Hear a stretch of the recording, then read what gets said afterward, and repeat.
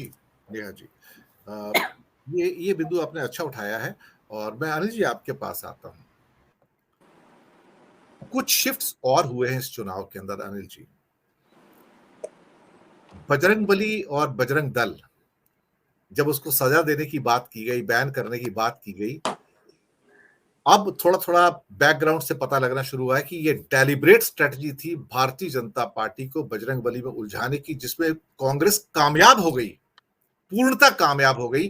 वो उसके अंदर ट्रैप में आ गए और ऐसे ट्रैप में आए कि कांग्रेस अपनी यूनिटी हर जगह दिखाती रही। हर 3 दिन के बाद एक डीके शिव कुमार का और सिद्धारमैया का वीडियो एक साथ में आ जाता था, जहां उन दोनों की बोनहोमी या एक तरह से उनका जो आपस में संबंध है, जो आत्मसम्मान है, सम्मान है, सब कुछ दिखाई देता था कि दोनों एक साथ में हैं। तो कांग्रेस ने एक यूनिटी दिखाई वहां पर, जो दर्शकों को काफी भाई है वहां पर। दूसरी बात, कांग्रेस ने जब ये बात की बजरंगबली की, तो उसने 14% मुस्लिम मतदाता भी साध लिए साथ में, जो अभी तक बटे हुए थे, खास तौर से जेडीएस के साथ में।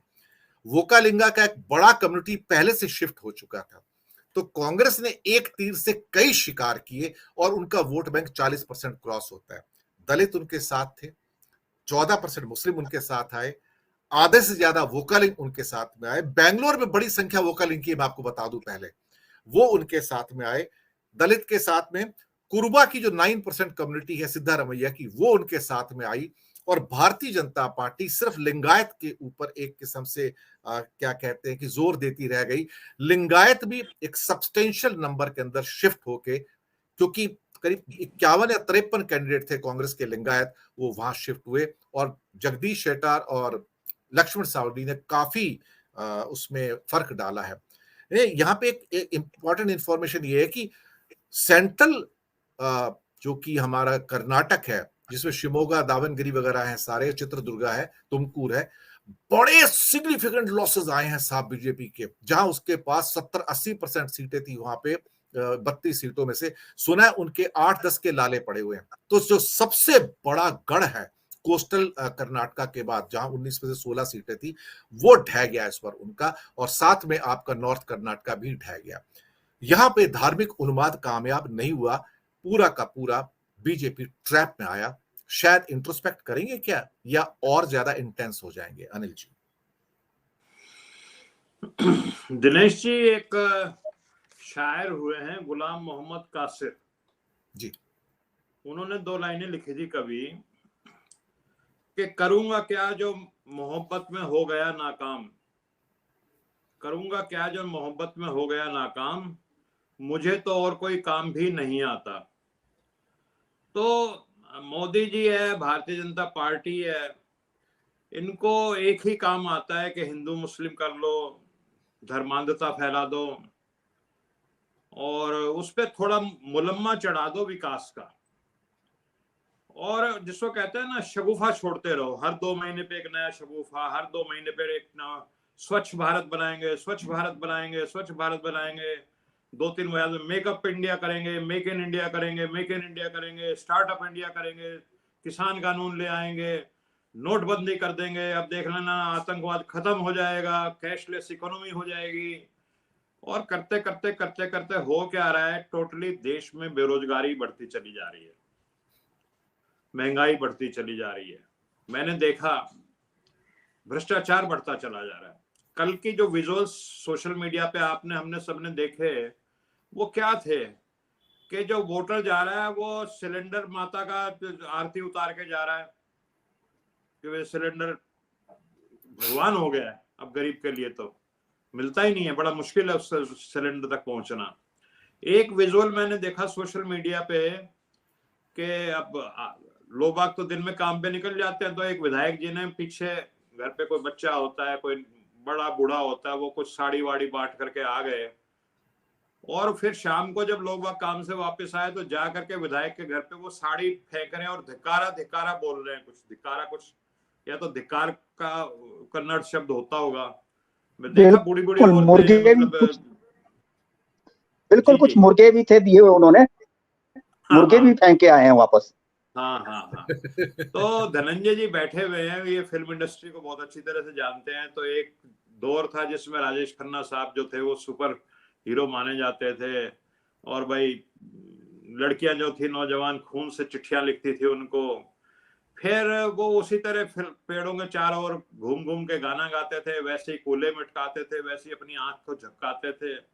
तो लोग एक समय आया उनसे बोर हो गए, ऊब गए, मतलब उबकाई सी आने लगी, और फिर उनका ऐसा दौर खत्म हुआ, नया एक्शन का जमाना आ गया, नया अमिताभ बच्चन हीरो आ गया। तो अब बड़ा बुरा जिसको कहते हैं मानसिक जो हालत रही राजेश खन्ना जी की, वो बहुत खराब रही उसके बाद, क्योंकि उनकी फिल्में वो उस फार्मूले की चलते नहीं थी। तो ये है कि अल्टीमेटली देखो, जब 2014 में सरकार बनी थी मोदी जी को, तो लोगों को बहुत एक बताया गया था जी एक गुजरात मॉडल है, इसमें बहुत जबरदस्त विकास होता है। मोदी जी ने कहा जी 100 स्मार्ट सिटी बना देंगे हम 2 साल के अंदर, और भाई बुलेट ट्रेन दौड़े लगेगी, हर गांव तक पहुंच जाएगी बुलेट ट्रेन, और जितनी नदियां हैं, जितनी नहरें हैं, उनको सोलर उससे हम ढक देंगे, इतनी बिजली पैदा हो जाएगी, पानी भी नहीं उड़ेगा नहरों का, जो उड़ जाता है वाष्पीकरण हो जाता है। ऐसी ऐसी मतलब बेतुकी सी बातें उन्होंने जो बताई, और लोग बहुत मोहित से हो गए। अभी धारा 370 हटा दी, और मेरे अड़ोस पड़ोस में कई लोग हैं कि जी मोदी जी ने बहुत अच्छा काम किया, आप देखना 4-6 महीने हम जाकर के सेब के बाग खरीदेंगे वहां, और गर्मियों में अपना कश्मीर ही रहा करेंगे, श्रीनगर में बंगला ले लेंगे, बड़े सस्ते मिलते हैं वहां तो बंगले भी। सर अब मैं मुझे वो उनसे पूछता हूँ सर मुझे वो बॉर्डर का डायलॉग याद आ गया, सर मुझे बॉर्डर का डायलॉग याद आ गया, जब वो पाकिस्तानी एक सोल्जर पकड़ा जाता है ना, जो खंदक में बैठे होते हैं, कहता है बताओ तुम्हारे कमांडर ने क्या बोला था।